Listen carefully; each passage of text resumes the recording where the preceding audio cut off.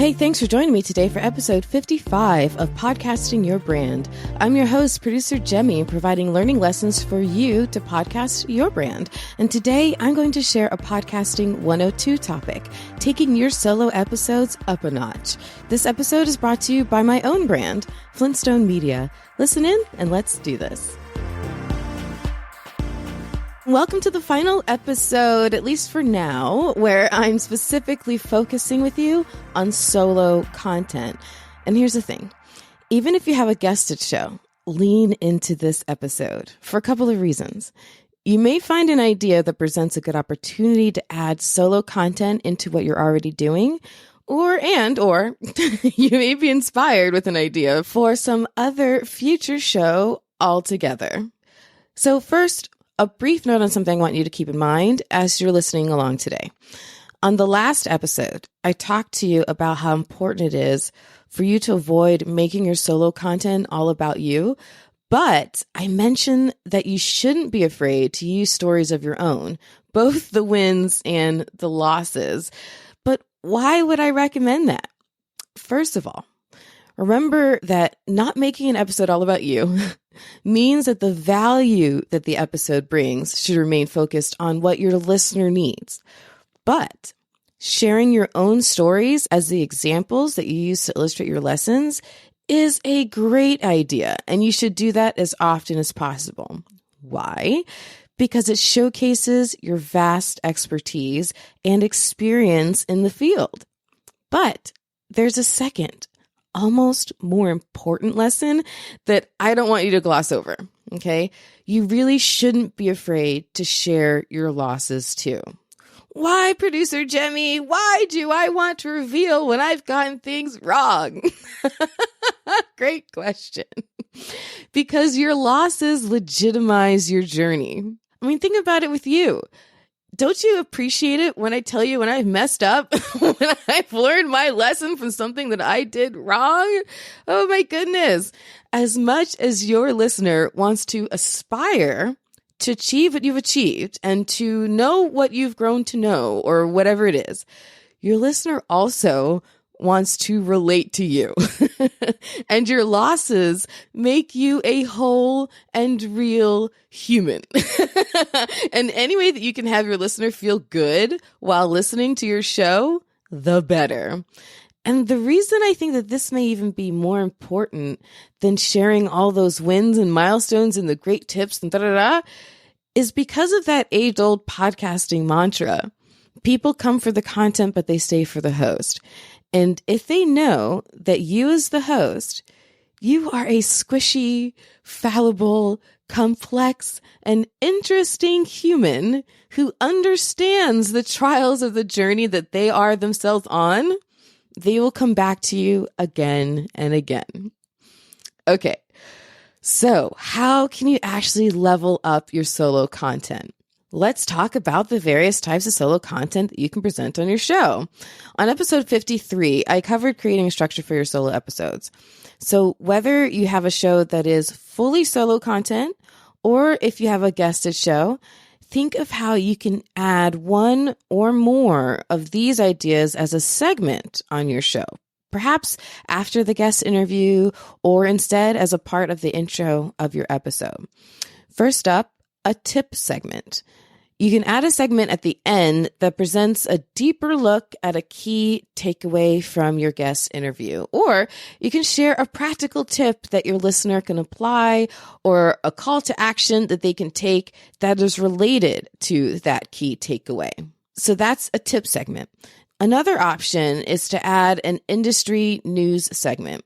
I've seen these work really, really well as both a front-loaded segment and a back-loaded segment. But when it's a front-loaded segment, you most likely want to keep it brief so you can get more quickly to your guest interview. However, if you feel like your audience would expect a more in-depth update, they may be better served if you give them that as a more robust segment, but consider carefully whether that should come in front of the guest interview or behind it. What are they there to hear the most? If it's the guest interview, then lead with that. If it's the industry news, if that's the key component of your show's value, then you can try leading with that. Another solo content idea is to have a history segment where you present a story of a historical figure or event. You can even do an on this day or on this week in history and share something significant, interesting, or useful from that time, but in a past year. So for example, if you're podcasting about the food industry, you can share a this week in hot dog history segment when your episode drops on the anniversary week of the first hot dog eating contest or something like that, right? So that's just an idea. You get where I'm going. So that's a history segment. Now, a history segment obviously can be something very silly, like a hot dog eating contest, or something more serious, depending on your show. And similar to a history segment, you can also share a fun fact segment. That fun fact, it can be something pulled from history, or it can be something otherwise statistically or factually interesting. So a fun fact for a Chicago-based real estate show, wink, wink, hint, hint. I have a couple of clients who do Chicago-based real estate shows. Shout out to Straight Up Chicago Investor and Records in Real Estate. Okay, but anyways, so a fun fact for a Chicago-based real estate show could be about who a particular park was named after. Or a fun fact for a show about space exploration. Don't have one of those on the roster yet, but maybe one day. A fun fact for a show about space exploration could be about some of the amazing everyday items that were initially invented by NASA for space exploration. Now, spoiler alert, I might be about to give you a sad because despite urban legend, Velcro is not on the list. But the list of NASA inventions is actually a pretty cool list. So you should Google it. But as a final example for a fun fact, you could share something that has nothing to do with your subject matter whatsoever, but it's a fun topic for you to regularly share. And your listeners grow to love it because it's you, right? The mantra, come for the content, stay for the host. So as an example, back when I was the producer for the daily podcast, Horses in the Morning, I was charged with preparing what we called the On Today's Show, where towards the front of the episode, I'd say, on today's show, we have guest so-and-so talking about this and that. And then we have blah, blah, blah, blah, blah, and just give like a rundown of what was coming up, an agenda for the episode. And I would always end it with, and that's what we have coming up on today's show. And speaking of today, did you know that today is ... And I would talk about whatever random day that day was. I would look it up on some website that had those random things like National Chocolate Day or National Play Checkers with a Neighbor Day. I don't think that's the thing. I'm pretty sure I'm making that one up, but whatever. I would say it. And then I would suggest some silly thing that the listener, should do that day to celebrate that random day. And it was completely silly. It rarely related to horses. It oftentimes made no sense. And the listeners loved it. So taking that as a solo segment concept, you could do something like that based on your episode's release date. So when you see your release date is coming up, go into Google, find out what random national day of whatever it is, and do something like that. So anyways, there are a lot of options, as you can see, for fun fact segments. And similar to a fun fact segment, continuing along down the spectrum here, you can opt for sharing a trivia segment. And this can be done a few different ways. You can present the background and question on one episode and then reveal the answer on the following episode. Or you can do both in the same episode. So you can present the question and then break to an ad and reveal the answer on the other side of the sponsor. Or you can present the question before the guest interview and then reveal the answer after the guest interview as part of closing out that episode. And actually, that can be a great strategy to employ for getting people to listen all the way through your episodes. But I digress because I can go on my tangents. And you can also flip this structure into a monetization strategy. But I digress again. I'm holding back my reins, my goodness, because I'll be taking deeper dives into how trivia segments can be used to have people consume more of your content, and also how you can monetize a trivia segment. So that's all something to look forward to on future episodes for sure. So I'm holding back. I'm keeping things within scope per the theme of the last episode. And these last two ideas that I'm going to share for you today, these last two are only to be done if you are really confident that you won't dip into making your episode all about you. It takes practice to present self-focused content that doesn't come across as self-centered and still provides value geared and focused on your listener. But the first of my last two ideas here for you today is to share a story of your own that relates to the content of the episode. So rather than sprinkling an example from your own journey here and there, or rather than relating a whole bunch of stories in conversation with your guest, you can purposely set aside time, likely then toward the end of the episode after you close out the guest conversation, where you share your own story. So for example, if you have a show about weight loss, then after your guest interview is over, have an additional solo segment that shares a short story of your own that relates to your guest's journey or relates to the main takeaway from the conversation. Just make sure that your story continues to add value to your listener. So, for example, if I had a weight loss show, and if my guest related a story of managing your fitness through an injury, I'm having flashbacks, I could then share in short form my story of being so dang on close to hitting my weight loss goal. This is years and years and years ago. So dang on close. And then breaking my stupid toe. Seriously, it's a true story. And it was kind of crazy because I had to reset my own broken bone, but that's not what you're here to hear. I don't want to gross you out, so I'll stop to give all those details.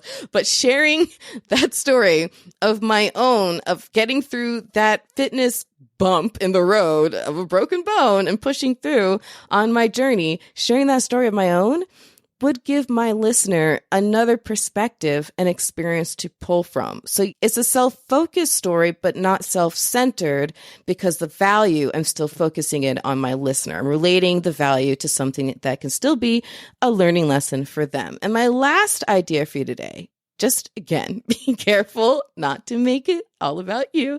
But my last solo content idea for you today is an update on your brand, your business, or yourself. Now, this is a funny one. And it really only works if you will have the kind of relationship with your listener that welcomes this in. And it's very nuanced and case by case. With my very first show from 2014, Curve the Cube, a guested show, I discovered over time that my listeners were really dialing into my journey as an entrepreneur as it unfolded over the course of that show. So while I also ended up adding a kind of tip segment as solo content at the end, I also started opening up more about my journey as an entrepreneur and a podcaster, sharing brief little updates within my show opener. But I don't think that would have worked, honestly, on episode 1. I think it had to be what it was, which was a responsive decision. So you're just going to have to be honest with yourself as to whether your listeners are interested in updates about you, your brand, and or your business, and then try to present those updates in a way that provides additional value to them. Opening the door on my own entrepreneurial journey and lessons learned was very valuable to my listeners on Curve the Cube because I shared my stumbles, I shared my rising aboves, I shared my looking forward tos, and I shared my updates. It was the good, the bad, and the ugly. So it was very relatable and valuable to my listeners. Okay, to recap, those ideas I just listed out for you included a tip segment, an industry news segment, a history segment, a fun fact segment, a trivia segment, a story of your own that relates, and an update on your brand, business, or yourself. So if you have other types of solo content that you produce and would love to share it with the show, let me know. Just share it with me on Instagram or email it to me at Jaime, Jaime, at flintstonemedia.com. I'd love to share your ideas with the whole community of listeners, and we'll give you credit and your show exposure. And another thing I want you to keep in mind as you're thinking through all these different possibilities is that there's a lot of blending that can happen between these ideas. So as an example of one way that I mean this, you can have a historical story segment on one episode, but then on the next episode, it becomes a trivia segment where you pose a question to your audience about the history segment on the previous episode. So there's that continuity there. And as an example of another way that I mean this, that you can blend ideas, is that you can have an industry news segment that then also presents a tip from you on how to move in reaction to that industry news. So there's lots of different ways that you can approach this. And also, I talked about these ideas as segments, but keep in mind that you can adapt these ideas and then adopt them in other ways. So for example, you can take the idea for the industry news segment, and if you release weekly, you can turn your final episode of the month into an industry news episode in full. And that would actually accomplish two things for you. It would take the pressure off of you once a month for finding a guest, and it would also concentrate your effort in finding and resourcing that news update into a single episode effort.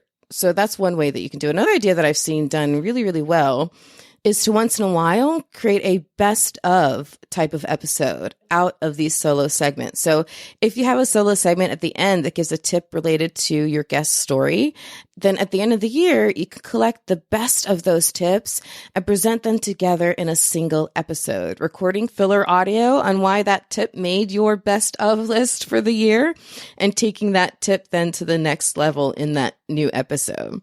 So the sky's the limit when it comes to how to incorporate solo content into your podcast. And you should experiment.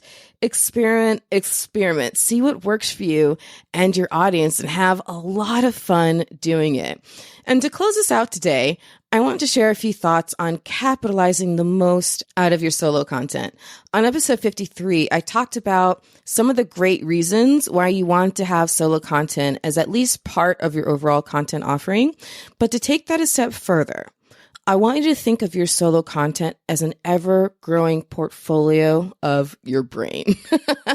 And that can be done in both directions. You can use your show as a platform to showcase your content from other things you're doing, or you can use content from your show in other things you're doing. So for the first one, you can use your podcast as a platform to showcase other things that you've done. In fact, the final episode on this show's feed, before I transitioned this podcast from my entrepreneurial focus show, Business in the Bedroom, to my podcast focus show, Podcasting Your Brand, was episode 31.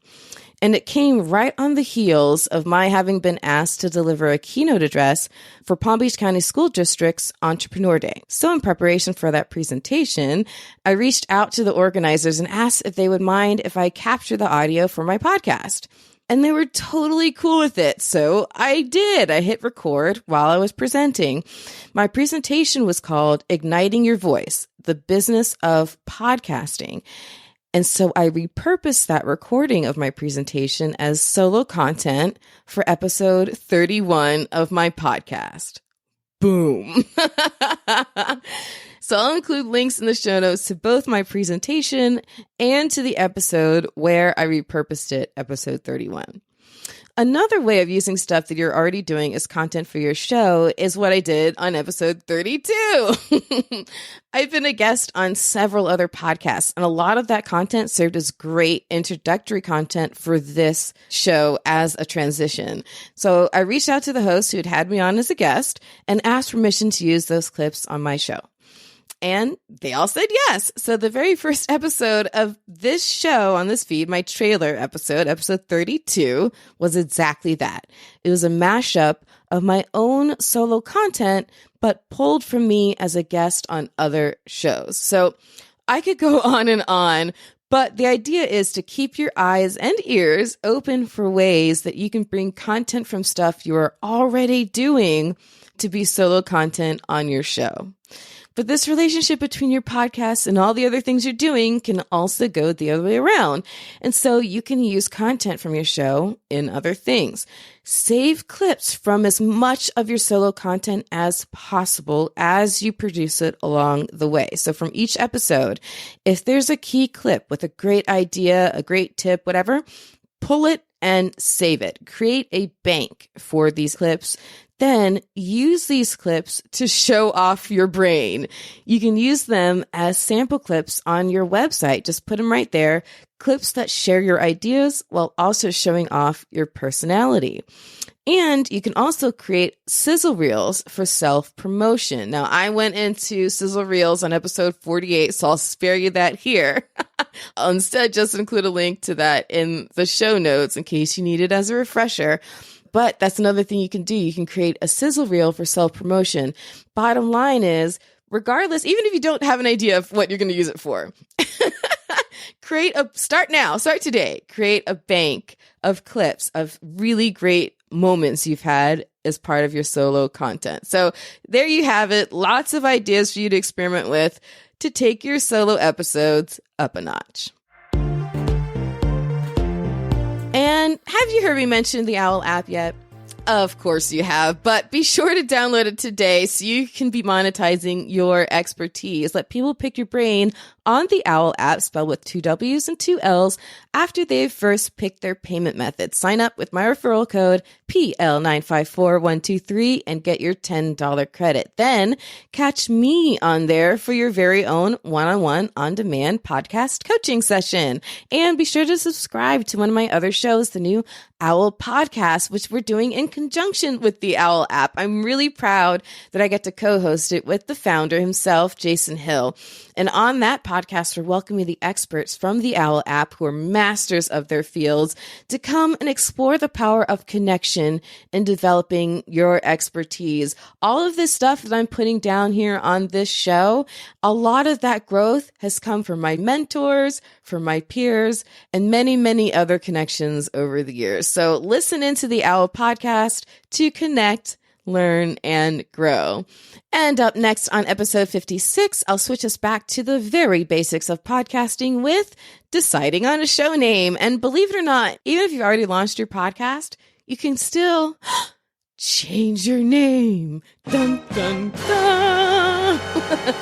So this next episode is worth listening to, even if you've already launched, so you can see if you've checked off all the important considerations with your show's name. So if you're not subscribed yet, be sure you do. And in the meantime, I have a whole host of free tips for you on my website. Just check out flintstonemedia.com/free tips. Thanks for tuning in to Podcasting Your Brand. In this chapter of the show, I'm revealing how you can harness the power of podcasting to expand your brand. So come and pick up what I've been putting down since 2014. Avoid common mistakes to propel your podcasting and branding forward.